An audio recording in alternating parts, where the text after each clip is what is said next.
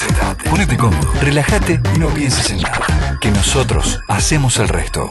La RZ se mueve a otra velocidad. LOR, Radio Argentina. Señoras y señores, la Sociedad Radio Argentina les presenta hoy el Festival Sacro de Ricardo Wagner, Parsifal. Habla Carlos Gardel. Queridos amigos de la América Latina, de mi tierra y de mi raza. La radio era como el teatro. Lo escucharemos nuevamente en A mí me la vas a contar. Con ustedes, Enrique Santos Discépolo. El primer acetato de Sandro lo pasé yo. ¿De Sandro? Sí, señor, quiero llenarme de ti.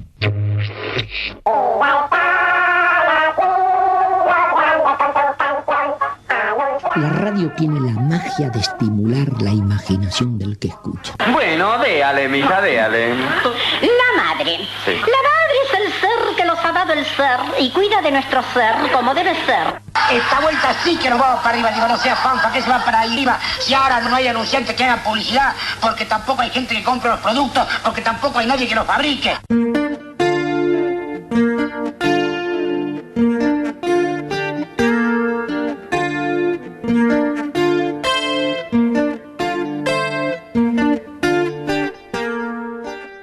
Escribe el hombre: la vida no se poetiza, sino que se vive como poesía. También escribe: la reconversión capitalista es una marejada voraz que engulle tanto la subjetividad creativa y amorosa como los vínculos sociales, oscurece el pensamiento, se ensaña con los más débiles, saca a flote lo peor de cada uno, deviene al hombre en pesadilla de la especie. Y también se pregunta: ¿qué hicimos con nuestra potencia de ser ante las glorias del amor que el sufriente, con la mirada de su adiós, nos reclamaba?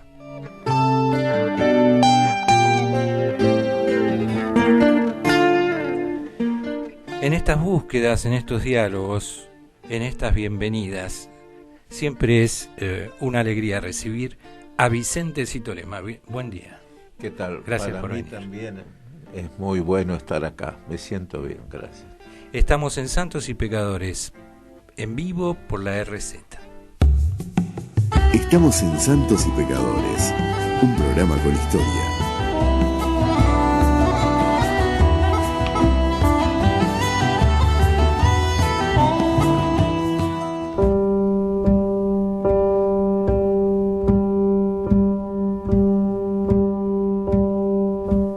La vida no se poetiza, sino que se vive como poesía. Qué reflexión esa, ¿no? ¿A quién le pertenece? A Vicente Citolema. Honestamente no lo recordaba, pero estoy de acuerdo. Lo que he leído en la introducción lo escribiste vos. Bueno, me da un poco de vergüenza, es decir, como que ni yo recuerdo lo que escribo, pero con toda honestidad, y los que escuchan no saben que me he puesto medio, no sé, como colorado de avergonzado. Me sonaba como parecido, como que yo tenía que ver con el mundo de esas palabras. Ajá. Pero honestamente, olvido todo lo que escribo. No tengo conciencia de cuando me pongo a escribir. Creo que tengo conciencia de cuando voy construyendo el pensamiento por la calle, a cualquier hora del día, que me vienen ideas, o aún en la noche que me desespero, me siento en el borde de mi cama y me pongo a pensar, y se me van como construyendo las ideas, a veces más de tipo filosófico, a veces, perdón por decirlo así, de tipo místico, a veces brutalmente violentas ante la injusticia del mundo que no deja de sorprenderme y aterrarme. Por momentos me vienen como estrofas completas de algún poema que algún día escribiré, y recibo todo eso y ruego que se entienda que estoy desnudando mi alma, como si me lo dijera alguien, no como, es decir, construyo en la vida, mi cuerpo lo pongo en la vida y mi cuerpo sufre lo que es vivir en este país, pero después como que mi cabeza construye como a partir de como de mandatos que escucho y que sé que tienen como una legitimidad social, porque todo lo que escribo de alguna forma estoy convencido que tiene eso que busqué siempre en mi vida, ¿no? Esa verdad que está escondida en la belleza y que cobra mayor potencia cuando uno es capaz, a veces casi, diríamos, exagerando, en sentirse que uno puede recibir en su alma todo el dolor social. Y ahí uno cae en el riesgo de la desmesura, de la omnipotencia, pero también creo que es lo que hay que hacer, abrirse al dolor del mundo, por más que por momentos estemos en el borde de una angustia que ya no se puede manejar. Y todas esas cosas que suceden en mi cabeza continuamente, y que luego muchas de ellas escribo, así como vinieron se van, y me queda como una reminiscencia, como, entre comillas, como un aroma, un perfume, palabras que yo siento que son de mi familia, del lenguaje, pero honestamente sospecho que pueden ser mías o de alguien que tiene como mi mismo universo, mi mismo humilde pero gigantesco universo, porque todo universo de cada ser humano es gigantesco. Y me sorprendía bien con esas palabras, decía, bueno, será de algún hermano en el mundo, y bueno, gracias que son mías, y palabras de honor que no sé en qué texto están, pero me gustaron.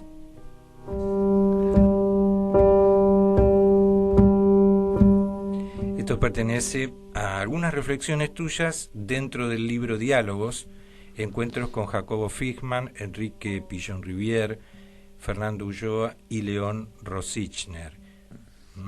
Eran reflexiones que estaban a priori de las preguntas concretas que venían, ¿no? Un libro que recomendamos absolutamente, fue devorado por quien les habla en 15 días.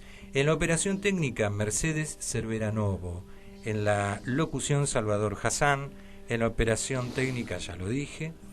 En la edición y coproducción, Fernando Mengani. Conducción y producción general, Néstor Tenaglia. Y agradezco a las radios que replican este programa durante la semana. Radio de Cultura de La Plata, Radio Universidad Nacional del Nordeste y Radio Máxima de Gualeguaychú.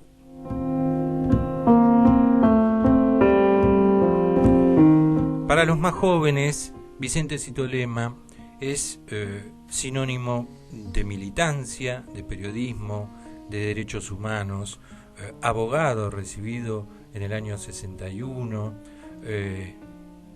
ha investigado en los campos de la psicología social, de la filosofía, es poeta, y creo que la definición de poeta cabe cuando recién lo dijo Vicente, y está en la contratapa de este libro: la búsqueda de la belleza y las verdades de la época ha sido la pasión que nos conmueve y mueve la vida en nuestras vidas.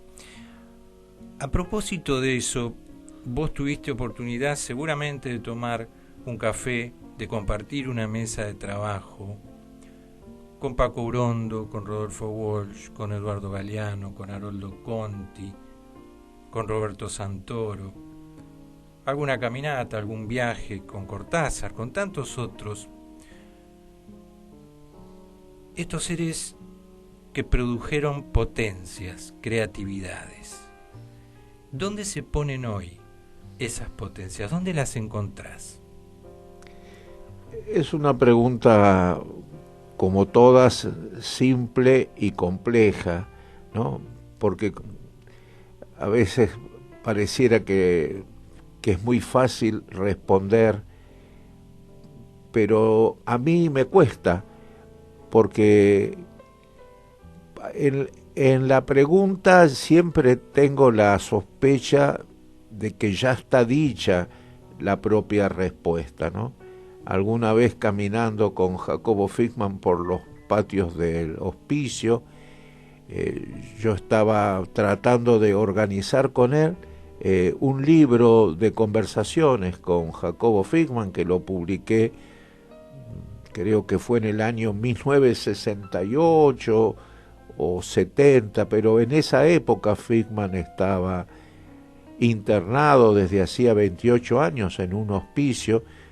Yo lo había leído, había quedado impresionado por su poesía, por su pensamiento, lo busqué, lo encontré allí y quería saber de su mundo, de su dolor, pero también de cómo había podido manejar ese dolor para que no lo ahogara y pudiera igual haber producido esas bellezas de lenguaje que producía.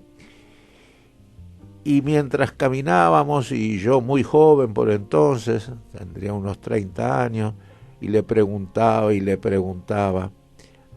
no me olvido nunca que en un momento dado se para, me mira y me dice: Vicente, el que pregunta ya sabe. De ahí me quedó la idea de que en realidad cuando preguntamos lo que estamos haciendo es buscar que alguien de alguna forma legitime la verdad que de alguna forma también ya nos pertenece. A veces como sospecha, a veces como certeza, pero ya está en nosotros. Entonces ahora me preguntás a mí sobre momentos o recuerdos de gente que está para siempre en mi vida, y digo que está para siempre porque, me guste o no, me remite a una situación de eternidad. Miguel Ángel Bustos está desaparecido, Roberto Santoro está desaparecido, el querido Paco Urondo lo asesinaron en una calle en Mendoza, Julio Cortázar murió en París a los poquitos meses en que yo volví a la Argentina después del exilio, y él me había hecho, y no olvido nunca, un acto en la Sorbonne de despedida para tratar de alguna forma de garantizar en lo posible mi retorno al país, porque yo quería venir ya y la situación todavía no estaba clara en la Argentina. Bueno, ahí están. Estamos hablando de gente que transita por fuera de esta realidad de hoy, de la realidad de los cuerpos vivos, y que somos igual. Ahí está el tema. Me cuesta diferenciar cuando alguien está vivo, cuando alguien está muerto, porque puede ser que el cuerpo no esté, pero quizás sea hasta un lugar común en la memoria o en la rememoración, quizás como decía el querido León Rosisner, en la rememoración, es decir, cuando la memoria se convierte en realidad abierta a nuevas preguntas, a nuevas sospechas, a nuevos actos, porque cuando uno rememora lo que fue ayer, se convierte como en un mañana, está abierto a lo que ese ayer pueda producir en el hoy para que suceda la mañana del mañana.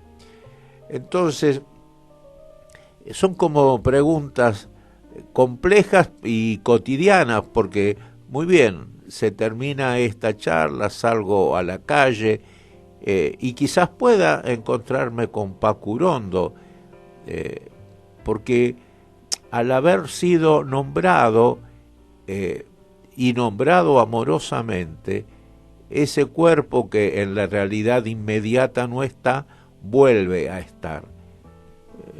Si no me equivoco, los antiguos griegos decían que al que había estado en vida, buscando la verdad de la vida, se le adjudicaba aún estando muerto la posibilidad de tener memoria. Quiere decir entonces que desde ese lugar lo que diferencia la vida de la muerte es tener memoria. Y entonces si alguien nos rememora ese ser, ese suceso, ese acto, otra vez está vivo. Y entonces, ¿cuáles son los momentos vivos que yo podría tener hoy con Paco? Y recordar, y esto es muy ya complejo y delicado lo que voy a decir, reflexionar sobre si así como nosotros caminábamos y nos encontrábamos y nos despedimos en medio de una dictadura militar, ¿qué tipo de sociedad es la que estoy viviendo yo cuando tengo ante la realidad concreta, inmediata de esta Argentina, sensaciones que tenía durante esa época de la dictadura militar? Alguien se podrá escandalizar y decir, Vicente, ¿cómo vas a comparar aquella dictadura con esta realidad de hoy? ¿Y por qué no?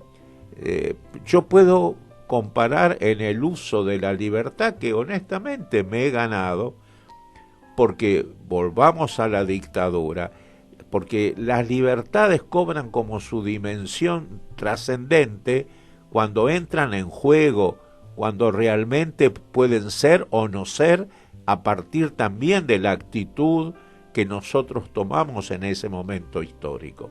Y yo en ese momento histórico, y como diría Paco Urondo en un poema, sin la menor jactancia, me gané el derecho a decir hoy lo que pienso, porque a esa dictadura, humildemente, pero con todas las potencias que yo tenía, la enfrenté.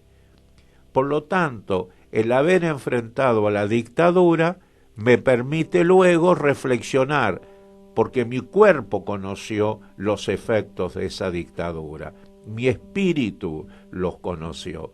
Y entonces yo tengo el derecho, por haber conocido la dictadura en cuerpo y espíritu, de reflexionar sobre esa dictadura y traer esa rememoración de la dictadura al día de hoy, porque mi cuerpo y mi espíritu sienten que estoy transitando por un momento histórico que muchos de sus efectos malignos, morbígenos, perniciosos, especialmente para la gente más humilde entre los humildes, vuelven a sucederse hoy, aunque tal vez no tengan como los mismos ropajes, porque el asesinato de un solo ser implica una igualdad con el asesinato de muchos miles. Esto no es una cuestión de cantidad, y se podrá decir, es cierto, muere gente brutalmente asesinada de forma autoritaria con responsabilidad del Estado en estos días.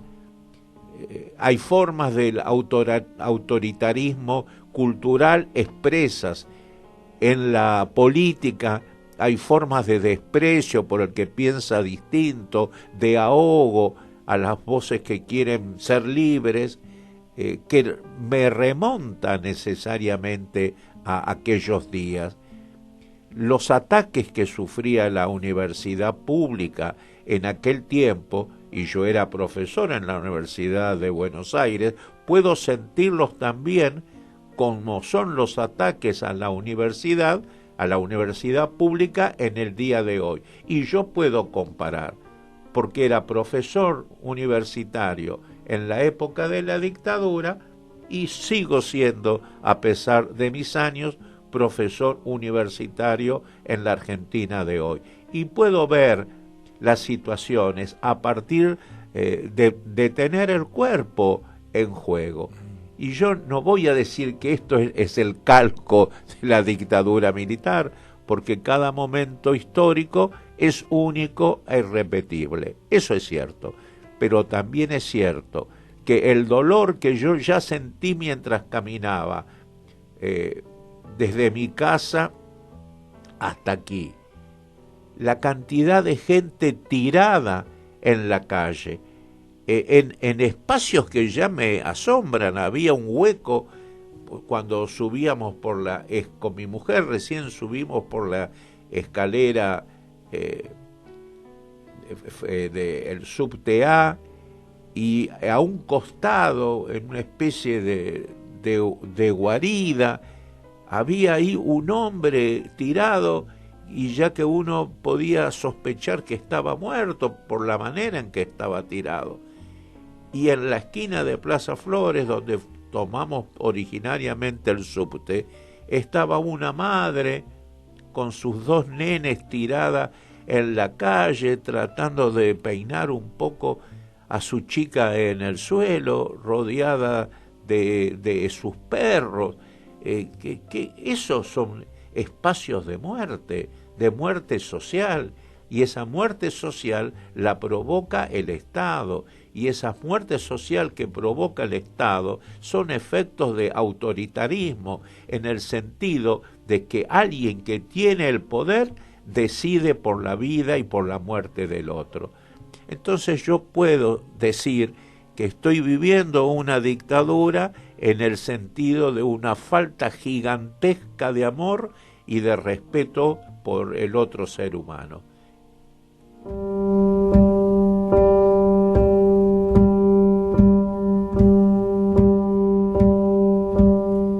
Estamos en Santos y Pecadores por la RZ con Vicentecito Lema desde Belo Horizonte, Brasil. Vinicius Pereira Cruz, buen día amigo, acá atento, insertando en la cultura del sur y mateando, dice el querido Vinicius Pereira Cruz. Bueno, cuántas cosas para pensar. Delia de Villa Crespo, hola amigos, aquí en la radio en vivo, compartiendo como siempre. No lo recuerda porque así la vive en poesía, dice, respecto de las palabras. Y rememorar es traer a la realidad. Creo que de alguna manera es revivir encuentros, pensamientos, sentires y luchas. Delia de Villa Crespo. Bueno, muchas gracias a la gente que se comunica a través de los distintos medios.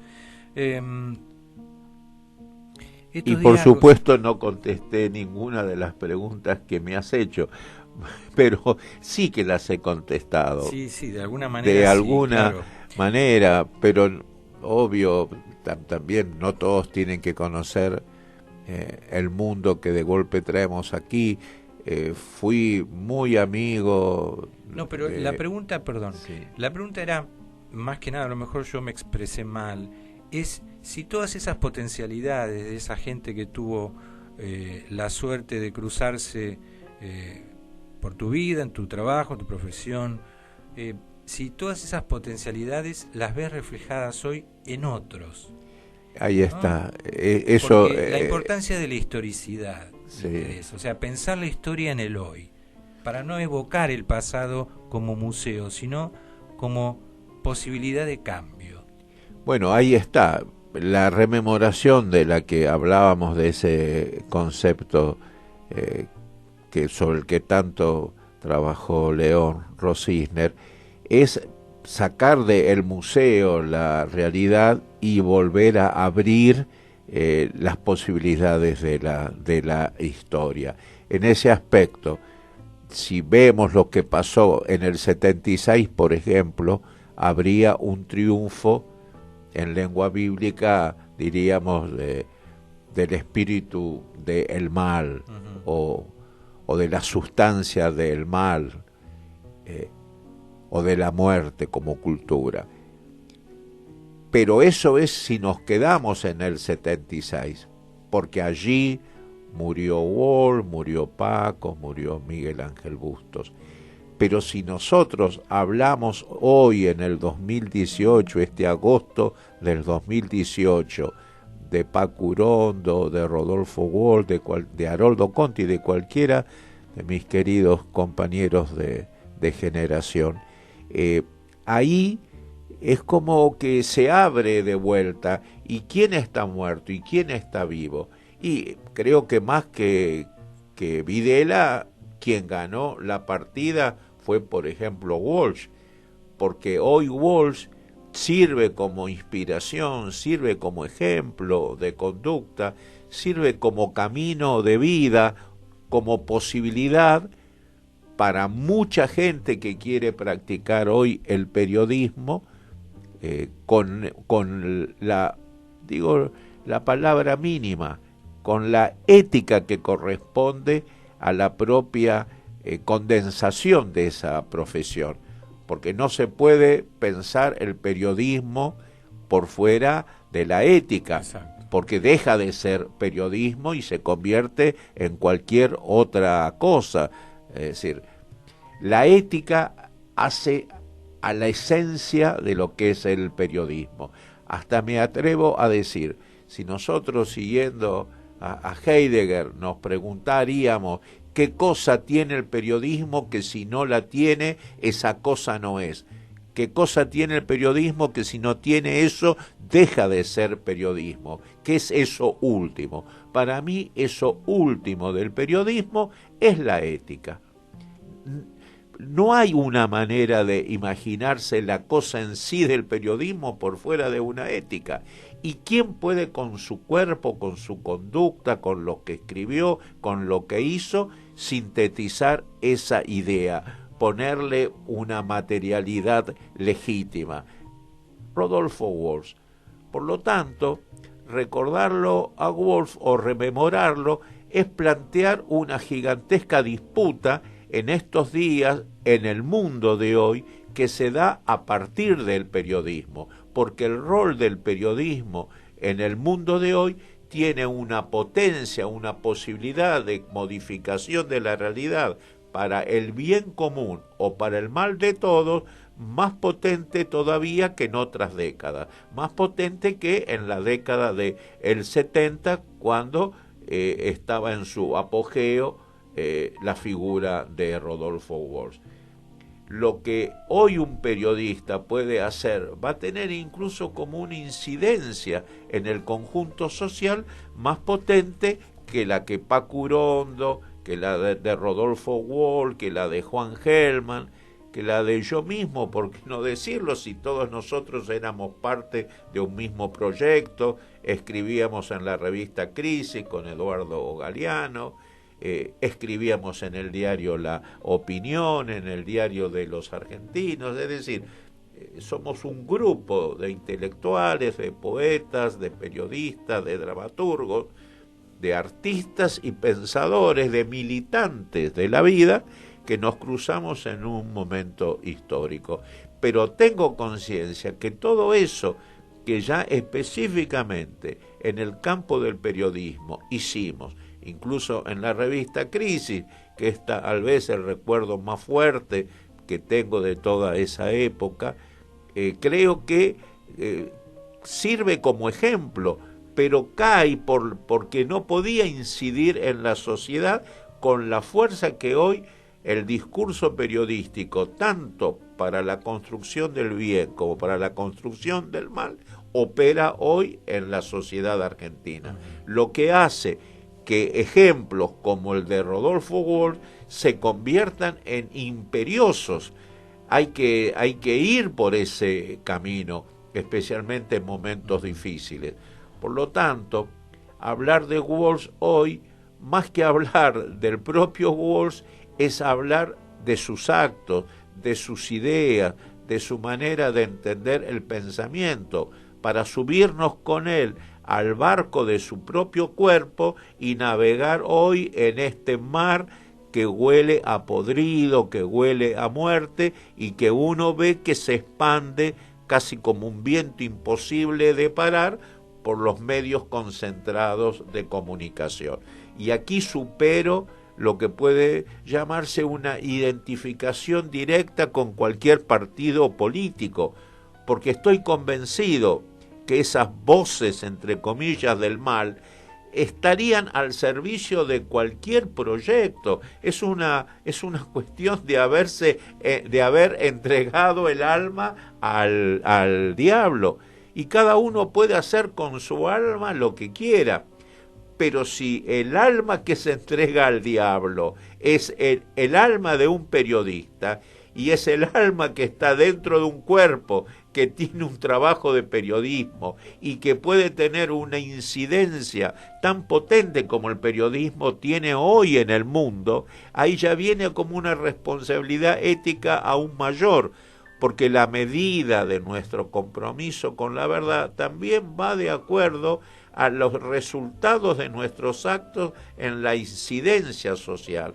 Si yo, que hoy por hoy no tengo ningún medio gigantesco, potente, esas radios que escuchan todos, o esos programas de televisión que ven millones de personas, es cierto que puedo decir cosas, y tengo responsabilidad, por supuesto, por lo que digo, pero ¿qué responsabilidad tiene entonces aquel que es escuchado por millones de personas? Tiene una responsabilidad absoluta, y las responsabilidades absolutas también son juzgadas por una vara muy alta en la historia.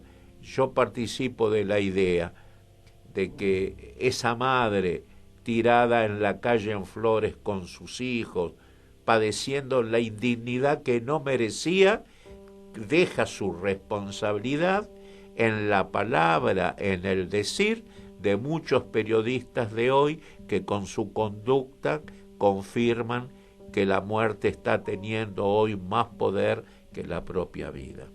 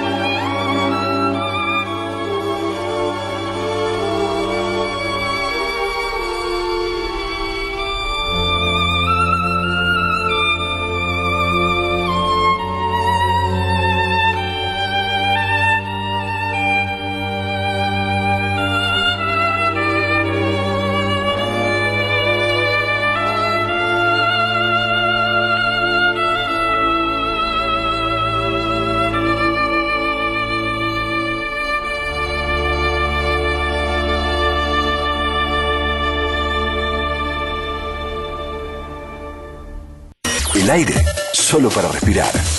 Exploramos nuevas vías de comunicación. Evolucionamos. Con el único fin de llegar cada vez más lejos. La RZ, una radio del Grupo Sónica. Estamos en Santos y Pecadores. Un programa con historia.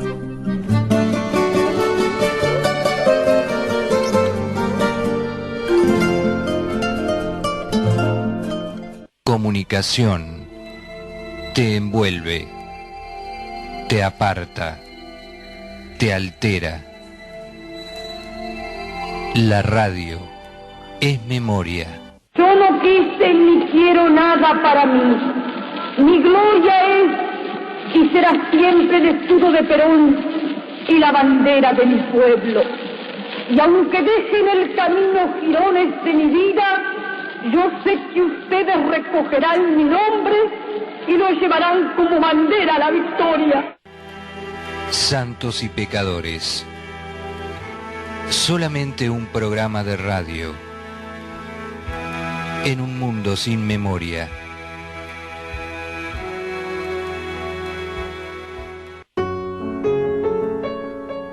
Delia de Villa Crespo, qué genio, es un ser humano muy especial. Gracias por continuar en la docencia, dice.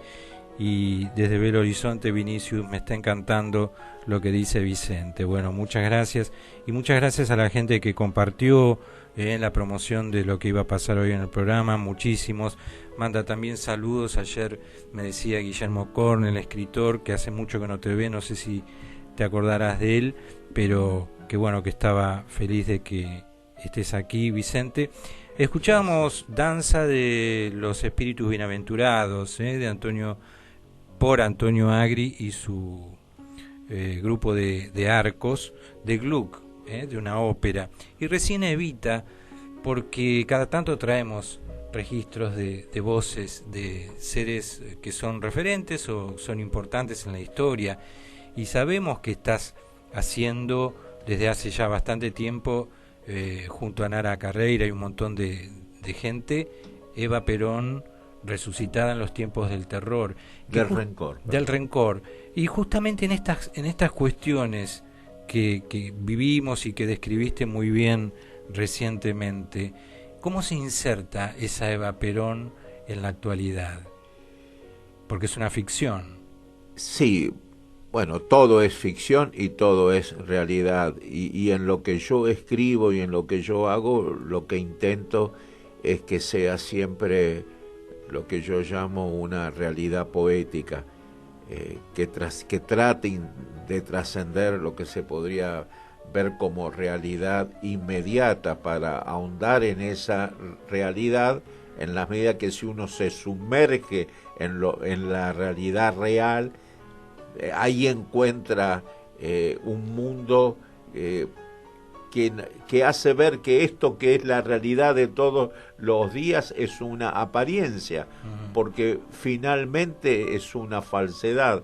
Estamos viendo mal el mundo que es, y vuelvo a decirte, ¿cómo puede ser seres humanos durmiendo adentro de un hueco? Eso que vi hoy no me lo olvido. ¿Cómo podemos ver, y esto lo ven todos, a la noche cuando cierran los McDonald's, los chicos agarrándose a trompadas en la desesperación para ver quién puede encontrar un resto de hamburguesa un poquito más grande que otro resto? Es decir, estamos como, la realidad de hoy nos está condenando a la más desesperante forma de estar en una cultura, insisto, de muerte, porque es cierto que yo no padezco el hambre, que no estoy durmiendo en una calle, pero también es cierto que cualquiera tiene que hacer como un esfuerzo agónico para seguir vivo, para poder seguir caminando, para tratar de hacer su trabajo, cargando con esto que uno carga. Y es tan desmesurado la cantidad de situaciones del espanto que se viven diariamente, que nuestra vida se vuelve compleja. Yendo a lo de Eva Perón, que era la pregunta, yo lo sintetizaré diciendo que ante tanta muerte uno tiene que traer vida. Y cuando yo digo Eva Perón resucitada, es porque humildemente desde la escritura, desde la apuesta, y logrando haber conmovido a todo ese grupo de gente que quiso participar en este sueño, porque somos como 20 personas trabajando, actrices, actores, músicos, técnicos, hemos hecho una cooperativa, logré transmitirles el amor que yo históricamente tengo por Eva Perón desde que era niño, y estamos montando esta obra que ¿qué es lo que queremos traer desde Eva? Y uso la palabra y no conozco otra, amor, actos de amor como única forma de enfrentar esa pasión venenosa sobre la que yo estoy trabajando a nivel, perdón decirlo así, de pensador, pero también como artista, que es el rencor. Porque yo creo que el sentimiento del rencor está marcando esta época. Como yo solo vi en mi infancia, cuando yo por primera vez leí en una pared "Viva el cáncer", me sentí, era un niño, muchachito, sorprendido por algo que no entendía. Me habían enseñado, desgraciadamente por rondar mi propia familia, que el mal de los males, la muerte de las muertes, era esa enfermedad. Y de golpe yo veía en una pared que había alguien que había escrito que viva en el sentido de euforia, claro, de alegría. Bueno, nunca lo terminé de entender, ni nunca superé el terror que me causó leer eso. Y otra vez, y la desmesura será mía, yo siento que en estos años, en estos últimos años, esa sensación del rencor es el sentimiento que yo veo que está flotando y metiéndose en el alma y en el cuerpo de buena parte de la sociedad. Sí, mundial, eso, a nivel mundial. A nivel mundial hay un rencor, una desmesura que supera al odio. Yo doy como un ejemplo, no solo en esa palabra, pero también en nuestra historia. Sabemos de Manuel Dorrego, sabemos que San Martín lo llamaba la espada de la libertad, que como mismo San Martín dijo que sin la espada de Dorrego no se hubieran conseguido las cosas por la libertad que se consiguen. Bueno, muy bien, primer gobernador electo de Buenos Aires. El poder de la época sabe que no es bueno que esté Dorrego para ese poder, porque es bueno para el pueblo en general, para Latinoamérica. Entonces, a fusilarlo. Muy bien, una medida cruel, uso la palabra cruel de la época, pero también con rencor, porque nunca pude entender por qué lo fusilan arriba de un montón de mierda en un espacio de vacas. Es decir, ahí donde era el corral de vacas, lo suben sobre un pozo de mierda y lo fusilan. Eso ya hay un plus de indignidad frente a la vida. Hay algo más que el odio, que el deseo de autoritarismo. Hay algo, es como que estar tan envenenado que hay que envenenar la sustancia humana en su conjunto. Y ese terror que yo tuve de chico es el terror que tengo hoy, no solo porque pienso en mí, yo ya soy un hombre grande en sus últimos años, no tengo miedo de hablar así, pero sí en los jóvenes. Yo tengo nietos, bisnietos, y son parte de esta Argentina nuestra, donde está ahora como envenenándose, porque ya no se trata solo de la destrucción económica, de cosas de fondo que van a tener que pagar nietos, bisnietos, tataranietos, porque eso no se va a poder negar, es la realidad. Lo que me trae también es ver como que una sociedad se va envenenando en su espíritu. Estamos enfermos. ¿Y qué se puede hacer frente a eso? Bueno, el viejo dicho, a llorar a la iglesia y hacer cada uno lo que puede. ¿Qué puedo hacer yo? Me invitan por esta radio, hablo. Tengo 2 cátedras en la universidad, hablo. Escribo, hablo. Me subo a un teatro, monto la obra y hablo. Y trato desde Eva Perón, que para mí simboliza el amor, enfrentar al rencor. De eso se trata Eva Perón resucitada.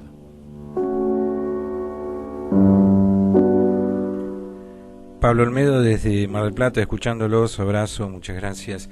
Me quedé pensando, pero dará para otro programa, si el lugar que le dieron a Dorrego, arriba de la mierda, no es el mismo lugar que el Estado le da a aquel que duerme en un recoveco, ¿no? O debajo de un banco. Todos sistemáticamente condenados hacia lo mismo. Recuerdo que la última vez que hablamos radiofónicamente fue en julio del año pasado que viniste al programa, estábamos en otra emisora. No había pasado lo de Santiago Maldonado. Él estaba vivo, como Rafael Nahuel, como tantos otros.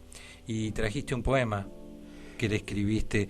Y recuerdo que en aquel programa te despediste con Épocas, dedicado a Santillán. Recordaba. Dedicado a Santillán. Sí, pero ¿te acordabas cuando te llamé hace unas semanas que habíamos quedado en no dejar pasar 23 años para volver a juntarnos en la radio? Eso sí pues, por una cuestión de que no, en mi cabeza 23 años más de vida me parecería un abuso. Pero bueno, o sea que en los que tenemos, que ya no cuento, porque tengo la suerte de vivir en el amor, amo mucho a mi mujer, a quien le agradecemos que lo hayas traído. O sea que no es que esté tomado por la depresión, estoy tomado por la materialidad de los años, pero cada año que uno puede vivir es un gozo. O sea que no digamos 23 años, pero bueno, digamos todos los años podríamos hacer como una cita, y decir entonces que tengo un plan de vida. Mi maestro Pichot Rivière decía que estamos vivos mientras tengamos un plan de tarea. Bueno, hagamos planes. Le cuento al oyente, lo de los 23 años surge porque la primera vez que vino al programa Vicente fue en la década del 90, allá en Latinoamericana, y pasaron 23 años para que volviera, no porque él no quisiera, sino porque hubo otros ciclos, otras radios, y también hubo silencio. Y bueno, nos reencontramos el año pasado y quedamos en encontrarnos próximamente, que es hoy. Y a lo mejor no hay que esperar un año más, a lo mejor podemos juntarnos una vez por mes para hacer estas conversaciones. Bien. Sí, cuando si venga, posible. Yo ya pido la primera semana de octubre en el Teatro Trilce voy a montar mi última obra, que a la vez que la estamos haciendo la estoy terminando de escribir, que es una ceremonia teatral de poesía y amor en homenaje a ese poeta que se llamó Jacobo Fickman, tan ligado con el sufrimiento de la locura. Exacto. Y bueno, estoy trabajando en eso, así que ya voy avisando, aprovecho el espacio como los pobres que aprovechamos para difundir lo que tenemos en cualquier momento. Recuerden, primer semana de agosto, de octubre, los domingos va a ser a las 8 de la noche. Genial, te podemos convocar para el primer sábado de octubre. Ahí está. Para seguir reflexionando. Y hablamos de Fickman y mostramos ¿Qué historia eso. La de Fickman? Es una historia única. Y en diálogos vos lo habrás visto, lo hermoso que resultó para mí haber podido mantener esos diálogos. Pero también, aparte, perdón, sí. lo que él te encomienda a vos, cuando él deje de estar en este mundo, me imagino que te debe haber pesado muchísimo, ¿no? Qué responsabilidad, pedirte que no le abran el cerebro, que lo dejen entero, que vos te encargues de enterrarlo y darle cristiana sepultura porque él era creyente. Qué fuerte, ¿no? Muy fuerte, porque además nunca nadie me había dicho eso, ni nunca, ni lo había leído, ni soñado, y era tan real como él lo decía, ¿no? Es decir, yo estoy enamorado, tengo una novia que es muy hermosa, y sé que aquí en este hospital me van a abrir la cabeza, y yo cuando me muera tengo una cita con ella, y cómo voy a ir lleno de sangre. Usted también ama y sabe que uno no puede llegar a encontrarse con la mujer que ama lleno de sangre. Y así lo contaba con toda naturalidad, no como así como con una idea de mostrar un pensamiento especial. Sí, no, era un amigo que me estaba pidiendo ayuda, entre hombres que conocimos el amor. Bueno, tengo como en lengua simple, mira Vicente, tengo una cita con una muchacha y no puedo ir todo rasposo, todo sucio, dame una mano para que vaya bien. Así era el diálogo final, por más que estuviera de la otra forma. Y claro, yo quedé como alucinado por ese diálogo, pero lo prometí. Y se cumplió. Y soy de una generación que trataba de cumplir sus promesas. Y en eso es también el deseo, porque te lo he pedido, de poder compartir mi poema sobre Santiago Maldonado, que lo he leído a pedido de su propio hermano en un acto y hoy lo vuelvo a leer aquí. Pienso en Santiago Maldonado, un Cristo pálido cuya luz se despide sobre los vidrios sucios de un país sin amor. Con toda el agua del río Chubut jamás se lavarán las culpas. ¿Qué esperan para marcharse los dueños de la muerte? Ni pudor, ni siquiera piedad en las bocas del rencor. Hay un viento de silencio, y vos te hiciste cargo del dolor que más duele. La memoria del horror es un instante eterno.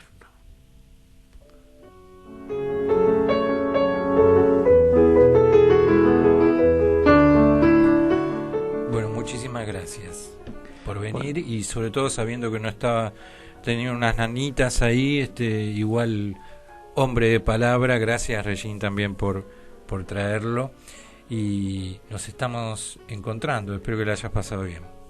Bueno, muchísimas gracias a todos. La verdad que me voy emocionado, es la pura verdad. Muchas gracias, muchas gracias. Vicente Citolema, en Santos y Pecadores. Que tengan una muy buena semana. Esto fue todo por hoy. Producción general y conducción, Néstor Alejandro Tenaglia.